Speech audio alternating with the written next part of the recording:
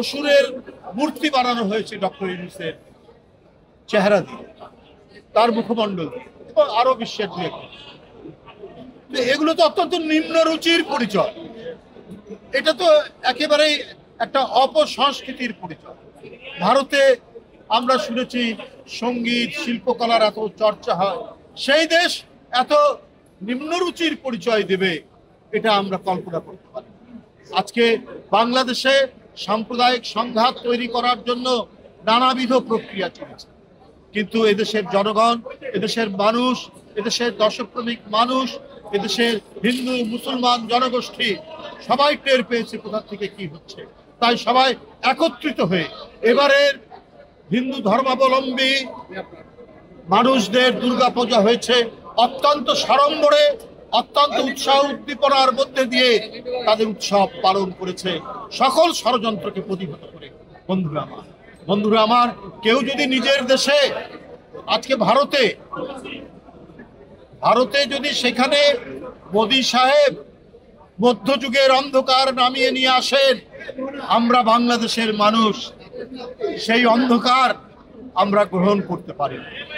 এদেশের মানুষ কি হিন্দু কি মুসলমান কি আলেম কি ওলামা কি মসজিদের মুয়াজ্জিন মসজিদের ইমাম মাদ্রাসার ছাত্র প্রত্যেকেই আপনার পূজা মণ্ডপ পাহারা দিয়েছে।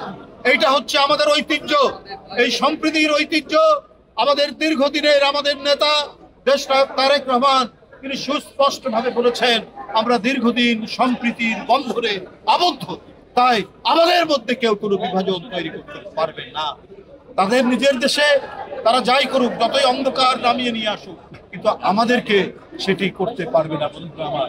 তাই আমি মনে করি সামনের ফেব্রুয়ারিতে যে অবাধ সুষ্ঠু নির্বাচন, সেই জনগণ সেটির প্রত্যাশা করছে। 91 সালে এরশাদের পতনের পর শেখ হাসিনা ইন্ডিয়া থেকে ফেরত এসে বলল যে বিএনপি 10টিরও বেশি সিট পাবে না। মনে আছে না আপনাদের? একেবারে স্পষ্ট ভাবে বলেছেন যে বিএনপি 10টির বেশি সিট পাবে না। যারা অহংকার করে, যারা মিথ্যাচার করে, যারা বিভিন্ন সামাজিক যোগাযোগ মাধ্যমে মানুষের বিরুদ্ধে কলঙ্ক রটায়, এদেরকেও মানুষ চেনে। বন্ধুরা আমার, জনগণের ইচ্ছায় যারা 16 বছর আপোষহীন লড়াই করেছে তারা জনগণ জানে। তাই ভ্রান্ত স্ট্যাটিস্টিক্স দিয়ে, ভ্রান্ত তথ্য দিয়ে জনগণকে বিভ্রান্ত করতে পারবেন না। অবজ্ঞা করবেন, জনগণ তার সঠিক রায় দিয়ে দেবে। কারণ ধানের শীষ তাদের প্রিয় প্রতীক, এই প্রতীকে তারা দীর্ঘদিন ভোট দিতে পারেনি। এই ধানের শীষ উৎপাদন, স্বাধীনতা, সার্বভৌমত্বের প্রতীক। তাই বন্ধুরা আমার, আপনি এইটাকে মিথ্যাচার দিয়ে এবং মিথ্যা পরিসংখ্যান দিয়ে বিভ্রান্ত করতে পারবেন না।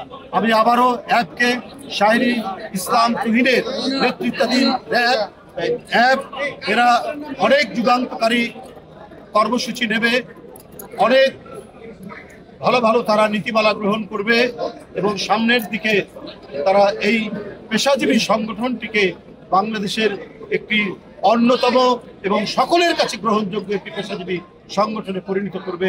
এই প্রত্যাশা